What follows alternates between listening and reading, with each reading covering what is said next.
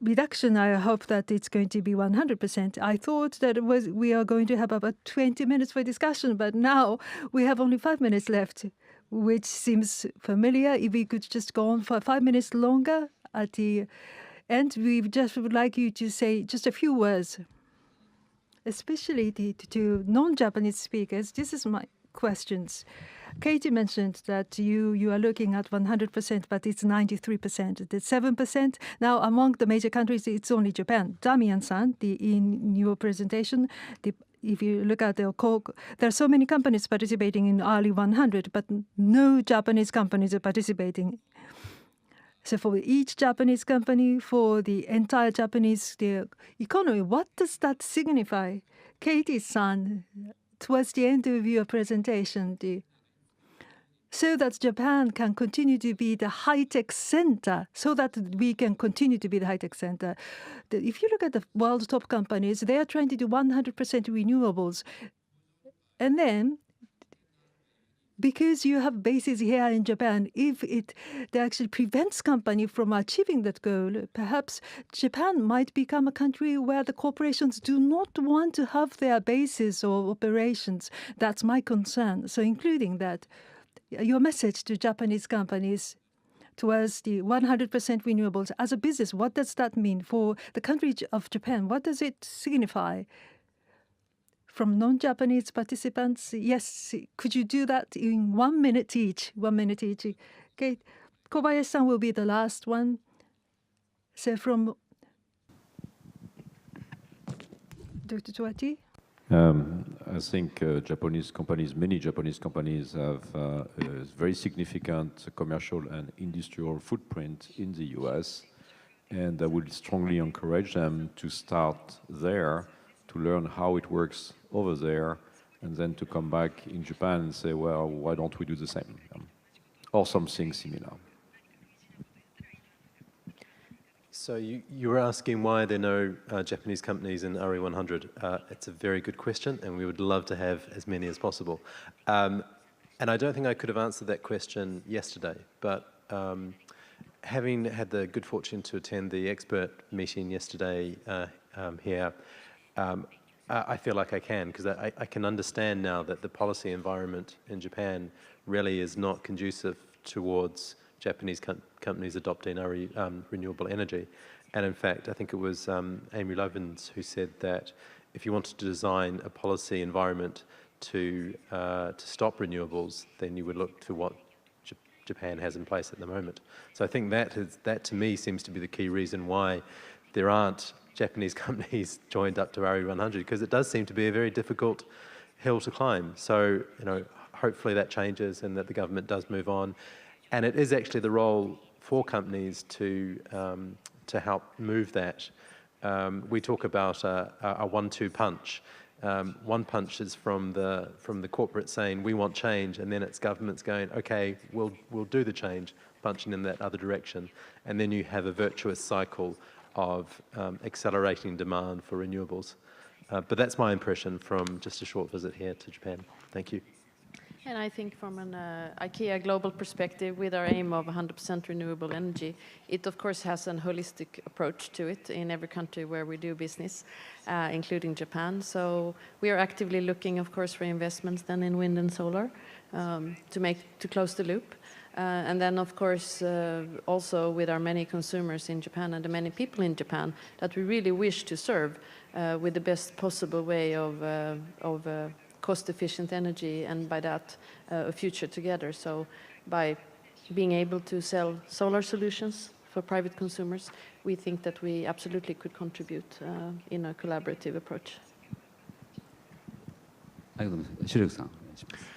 Yeah, in 1 minute, I think I absolutely second what you've just said, that Japan as a center of high-tech for the world, the future high-tech is really in the field, or is closely associated with renewable energy, and as a company you need a good home market to be a good company abroad. And that would bring me to the conclusion that as Japanese companies I would also spend some time in working with the government to generate the political will to truly move to renewable energy. And the point that you made in the beginning, the differentiation between clean energy and renewable energy or low carbon, I think it really is about a system change. And the future is really renewable energy. It's not coal and it's not nuclear. That's what we have learned, this lesson in Germany. And I think this is what the world is moving towards too. They're going renewable, they decentralize. We need high-tech in order to get there. And we need Japan High-Tech Center to help with this endeavor. じゃあ小林さん、今の海外からの Mr. Kobayashi, do you have a response in response to what the speakers have said? We've had very frank views expressed with a lot of love, and I appreciate all of this advice. Japanese businesses, especially the business managers, the top management are aware of these issues. But in terms of policies, perhaps we need to engage in more dialogue. That is what I felt. And the customers, the general citizens, we hope that they will understand that we are working on this as a major business opportunity. The way of thinking is changing, so if we don't keep up, there'll be a major risk. We hope that we can share this feeling. And lastly, what would impact largely is the citizens, the force of the citizens. So we need to explain to them so that we can share our thinking with them. We want to maintain contact with all the people here. I think we can be an enormous force if we get together. Thank you.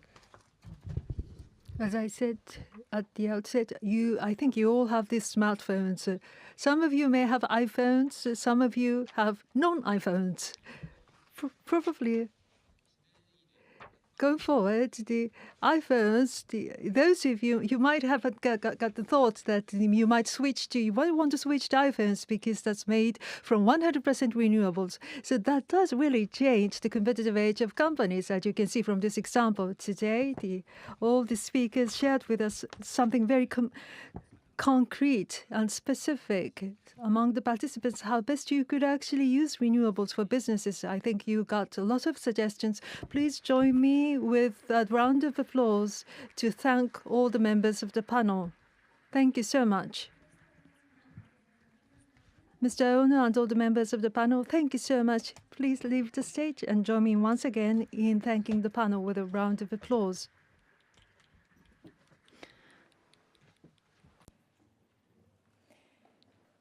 Now we're going to have a lunch break on the basement, floor 1, and also on the ground floor. There are some restaurants. Please take your lunch and be back by 2 o'clock. We are planning to start the afternoon session at 2 p.m. Make sure you keep all your belongings with you. Please refrain from eating and drinking here in the hall. If you would like to eat something, please go to the foyer or outside.